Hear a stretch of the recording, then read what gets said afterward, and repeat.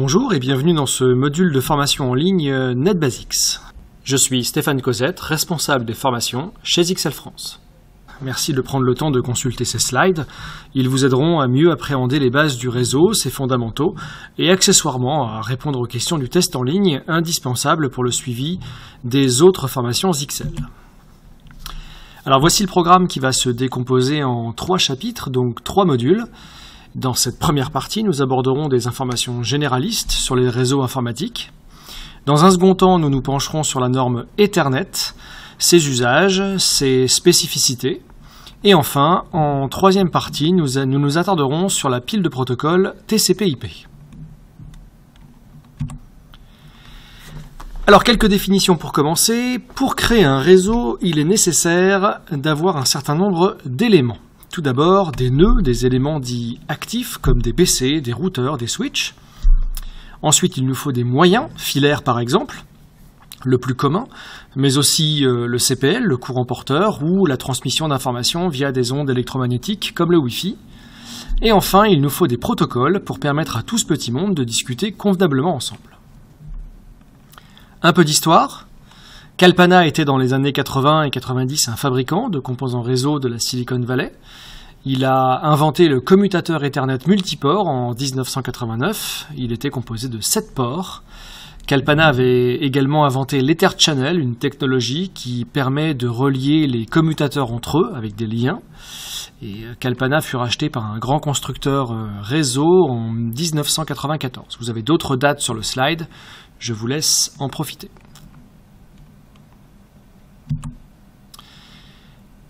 Alors, quelques définitions également sur les topologies réseau. Il a d'abord une topologie réseau. Qu'est-ce que c'est? Une topologie réseau permet de décrire la façon dont les nœuds sont placés dans le réseau. Elle représente une carte du réseau physique ou logique. Et cette topologie utilisée se répercute sur le type et les capacités du matériel réseau, leur administration et les possibilités d'extension ultérieures. Dans une topologie réseau, il y a un aspect physique et un aspect logique de cette topologie. D'abord, la topologie physique elle-même décrit comment les nœuds sont reliés physiquement dans le réseau. Et la topologie logique décrit comment les nœuds sont placés logiquement afin d'accéder à ce réseau physique. Alors, quelques exemples de topologie. La topologie en bus, par exemple, où les nœuds sont reliés grâce à un média qui est utilisé par tous. La topologie en étoile, où tous les systèmes sont reliés à un nœud central. La topologie en anneau, qui fait passer le média par tous les nœuds de l'environnement réseau. La topologie en maille, qui peut relier chaque appareil avec un autre jusqu'à obtenir un maillage complet de l'ensemble des équipements. Et enfin, une topologie qui pourrait être dite hybride, qui mélange 2 de cette topologie, voire beaucoup plus. Alors, un switch ou un commutateur relie par un câble les appareils connectés en forme d'étoile, par le biais par exemple d'une paire torsadée. C'est la couche dite physique. Dans le commutateur, un bus Ethernet est établi pour chaque partenaire de la communication. On parle alors de domaine de collision CSMA-CD, dans laquelle il n'y a que 2 appareils, mais on reparlera de cette notion un peu plus tard dans cette formation. Si des paquets doivent être transférés entre des segments, des domaines de collision, le switch relie les 2 segments à l'aide d'un pont. C'est la couche logique. Alors les protocoles de communication peuvent créer sur les réseaux physiques des réseaux dits logiques, des sous-réseaux.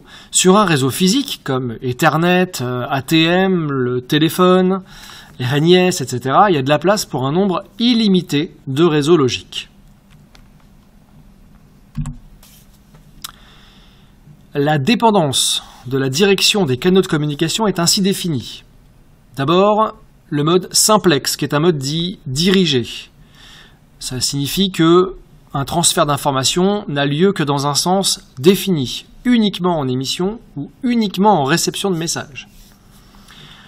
Le mode semi-duplex ou half-duplex signifie mode en alternance. Ici, les informations peuvent circuler dans les 2 sens, certes, mais pas simultanément. Et enfin, duplex ou full duplex représente le mode simultané. Il autorise la transmission des informations dans les 2 sens, et ce, simultanément. C'est évidemment le mode le plus répandu aujourd'hui. La quantité du trafic réseau généré varie et dépend d'un de ces trois types de transfert d'informations: unicast, multicast ou broadcast. Lors d'une transmission unicast, une copie séparée des données est envoyée de la source à l'ordinateur client qui réclame les données. Aucun autre ordinateur du réseau ne doit recevoir le trafic. Les transmissions unicast ne sont pas efficaces si plusieurs ordinateurs réclament les mêmes données, parce que la source transférera alors plusieurs copies de ces données. Les transmissions unicast conviennent mieux lorsque les données sont requises par un petit nombre d'ordinateurs clients. Une grosse partie du trafic d'aujourd'hui dans les réseaux est unicast. Lorsque les données sont transmises en broadcast, une seule copie des données est envoyée à tous les clients dans le même segment du réseau. Mais lorsque les données ne doivent être envoyées qu'à une petite partie du segment, la transmission broadcast n'est pas une méthode efficace, parce que les données sont envoyées à la totalité du segment, que les ordinateurs les aient requises ou non. Cela réduit la performance du réseau parce que chaque client doit traiter les données envoyées en broadcast. Lors d'une transmission multicast, une seule copie des données n'est envoyée et uniquement aux ordinateurs qui les ont requises. Il n'y a pas d'envoi de plusieurs copies sur le réseau.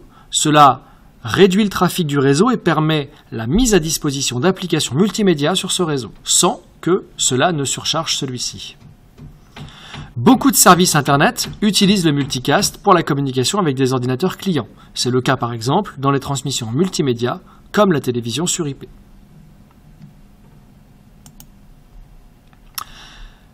Un répéteur est un équipement simple permettant de régénérer un signal entre deux nœuds du réseau afin d'étendre la distance de câblage d'un réseau. On utilise un répéteur pour par exemple rafraîchir le signal et ainsi augmenter les distances de transmission.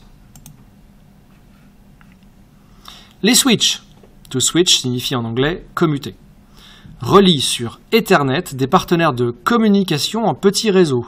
Le but est d'éviter les collisions lors du transfert de données. Pour chaque domaine de collision, seulement 2 partenaires de communication sont autorisés. À la différence d'un hub, les switches peuvent être comparés à un système téléphonique sur des lignes privées. Lorsque sur un tel système, une personne appelle une autre personne, le switch relie les deux par le biais d'une ligne dédiée. Ceci permet d'effectuer plusieurs communications simultanées. Un routeur.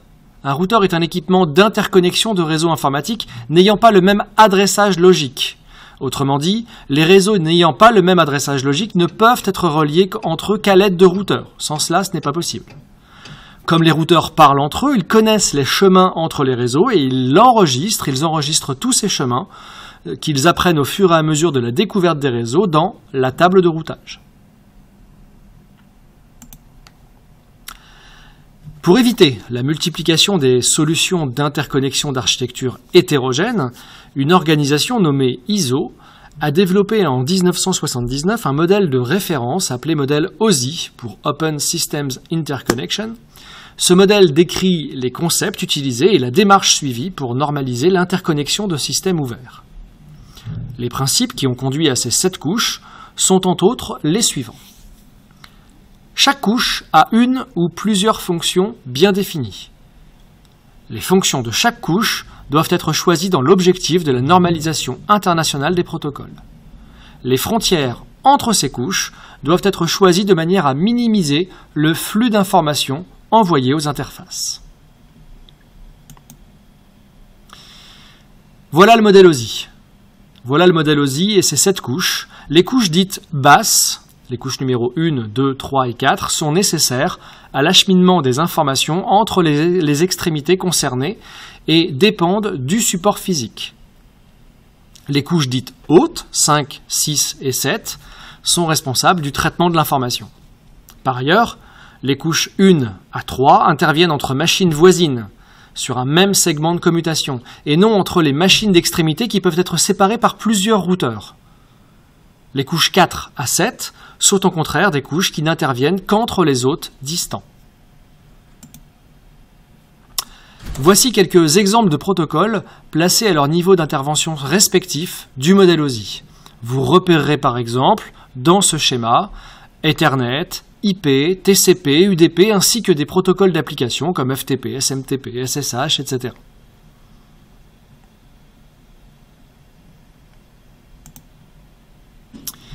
Chaque protocole, sur chaque couche du modèle OSI, va ainsi formater l'information en ajoutant des données fonctionnelles liées à ses spécificités. Par exemple, on le verra au chapitre 3, TCP va ajouter une indication sur son mode connecté et l'état du paquet dans le dialogue TCP. Plus on descend dans le modèle OSI, plus la donnée initiale et donc la trame se trouve impactée par les protocoles successivement utilisés. On peut calquer ce modèle OSI à la vie courante et aux communications opérées entre les êtres humains par exemple, communications qui sont régies par des règles, des protocoles. Par exemple, on va vérifier la disponibilité de son hôte, on va aborder des règles de politesse, la langue employée, on va la vérifier si la personne en face de nous parle une langue qui sera compréhensible. On va formaliser l'information pour la rendre claire et rapidement compréhensible. C'est le même principe dans le modèle OSI, avec la traversée de ces couches successives et l'impact de chacune de ces couches et du protocole ou des fonctionnalités qui y sont associées.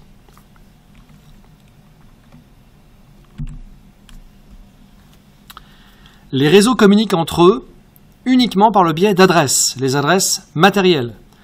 Grâce à cette structure et à d'autres conventions de nommage, comme la convention de nommage IP, les DNS par exemple, le domaine d'adresse logique, nous pouvons nous orienter, reconnaître des noms, www.zixel.fr, www.microsoft.com, etc.